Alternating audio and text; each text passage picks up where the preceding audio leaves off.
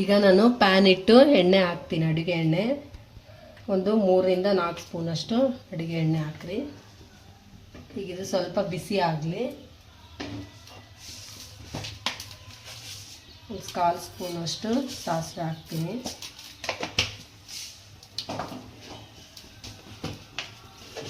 ಒಂದು 1/4 ಸ್ಪೂನಷ್ಟು ಜೀರಿಗೆ ಹಾಕ್ತೀನಿ.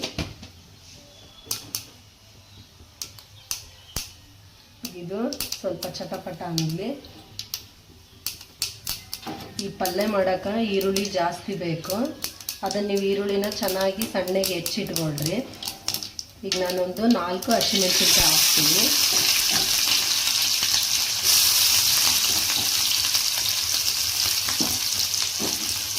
ಈಗ ಒಂದು 4 ರಿಂದ 5 ಸಣ್ಣಗೆ ಹೆಚ್ಚಿನ ಈರುಳ್ಳಿ ಹಾಕ್ತೀನಿ.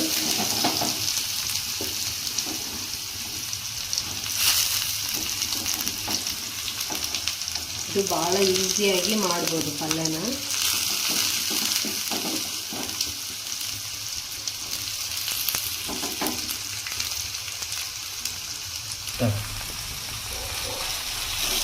ಇದು ಚೆನ್ನಾಗಿ ಬೇಯಲಿ.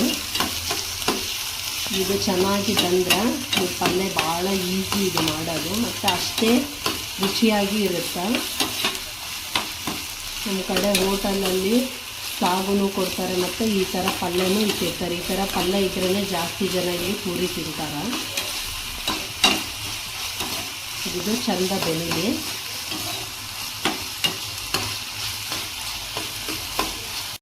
ಇದು ಚೆನ್ನಾಗಿ ಬೇಯಕತ್ತೈತೆ. ಇದಕ್ಕೆ ಸ್ವಲ್ಪ ನಾನು ಅರಿಶಿನ ಹಾಕ್ತೀನಿ. ನಾನೀಗ ಒಂದು 1/4 ಸ್ಪೂನಷ್ಟು ಅರಿಶಿನ ಹಾಕ್ತಾಯಿದ್ದೀನಿ.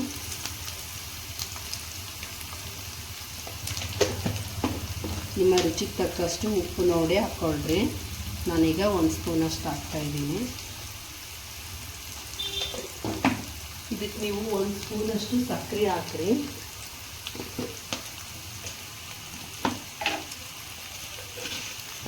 ನಾನೀಗ 1 ಸ್ಪೂನಷ್ಟು ಸಕ್ಕರೆ ಹಾಕ್ತಾಯಿದ್ದೀನಿ. ಇದಕ್ಕೆ ಸ್ವಲ್ಪ ಸಕ್ಕರೆ ಇದ್ರೇ ಟೇಸ್ಟ್ ಚೆನ್ನಾಗಾಗುತ್ತಾ. ಸ್ವಲ್ಪ ಸಕ್ಕರೆನೇ ಜಾಸ್ತಿನೇ ಹಾಕ್ಕೊಳ್ರಿ. ನಿಮಗೆ ತಿನ್ನೋದು ನೋಡ್ಕೊಂಡು ಸಕ್ಕರೆ ಹಾಕ್ಕೊಳ್ರಿ.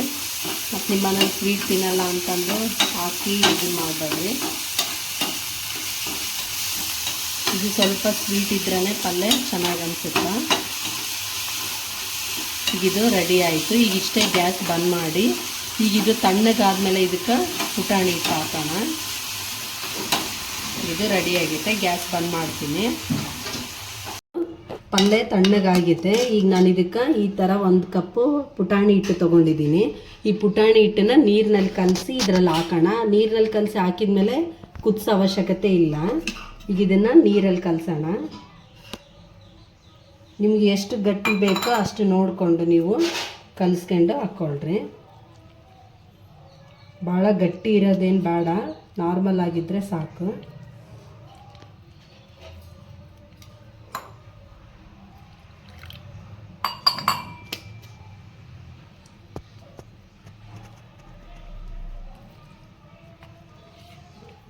ಇದು ನೀಟಾಗಿ ಕಲಿಸ್ಕೊಳ್ಳೋಣ. ಈಗ ನೋಡ್ರಿ, ನೀಟಾಗಿ ಕಲಿಸ್ಕೊಂಡು ನಾನು ಯಾವುದೇ ಥರ ಗಂಟು ಇರಲಾರ್ದಂಗೆ ಕಲಿಸ್ಕೊಳ್ರಿ. ಮತ್ತು ಇದಕ್ಕೆ ನಾನು ಸ್ವಲ್ಪ ತಣ್ಣೀರು ಹಾಕೀನಿ, ಬಿಸಿನೀರು ಹಾಕಿಲ್ಲ. ನೀವು ಬಿಸಿನೀರು ಹಾಕ್ಬೇಡ್ರಿ, ಮತ್ತೆ ಪಲ್ಯ ಟೇಸ್ಟ್ ಕೆಟ್ಟೋಗ್ಬಿಡುತ್ತೆ. ತಣ್ಣೀರು ಹಾಕಿ ಕಲಿಸ್ಕೊಳ್ರಿ. ನೀವು ಬೇಕಂದ್ರೆ ಹಾಲನ್ನು ಹಾಕಿ ಕಲಿಸ್ಬೋದು. ಈಗ ಇದನ್ನು ನಾನು ಇಷ್ಟ ಹಾಕಿ ಈಗ ಇದ್ರಲ್ಲಿ ಹಾಕಿ ಕಲಿಸ್ತೀನಿ. ಈಗ ಇದನ್ನು ನೀಟಾಗಿ ಹಿಂಗೆ ಕಲಿಸ್ಕೊಂಡು ನಿಮಗೆ ಬೇಕಂದರೆ ಇಷ್ಟರಲ್ಲೇ ಬಿಟ್ಕೊಳ್ರಿ. ಇಲ್ಲ ಇನ್ನೂ ಸ್ವಲ್ಪ ನಮಗೆ ನೀರು ಬೇಕು, ಇಷ್ಟು ಗಟ್ಟಿ ಬೇಡ ಅಂದ್ರೂ ಸ್ವಲ್ಪ ನೀರಾದ್ರೂ ಹಾಕ್ಕೋಬೋದು.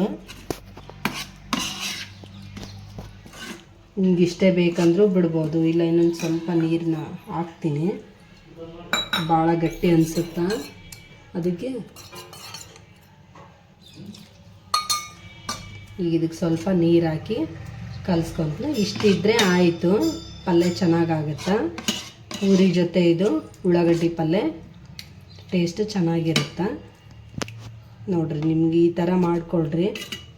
ಇದನ್ನು ನೀವು ಒಂದು ಸಲ ಮಾಡ್ಕೊಂಡು ತಿನ್ನಿರಿ, ಟೇಸ್ಟ್ ಎಷ್ಟು ಚೆನ್ನಾಗಿರುತ್ತೆ ನಿಮಗೆ ಗೊತ್ತಾಗುತ್ತಾ. ಈ ವಿಡಿಯೋ ಇಷ್ಟ ಆದರೆ ಲೈಕ್ ಮಾಡಿರಿ, ಶೇರ್ ಮಾಡಿರಿ, ಕಮೆಂಟ್ ಮಾಡಿರಿ ಮತ್ತು ಬೆಲ್ ಐಕನ್ನ ಪ್ರೆಸ್ ಮಾಡಿರಿ, ಸಬ್ಸ್ಕ್ರೈಬ್ ಆಗಿರಿ. ಮತ್ತು ಮುಂದಿನ ವಿಡಿಯೋದಲ್ಲಿ ಭೇಟಿ ಆಗೋಣ. ಧನ್ಯವಾದ.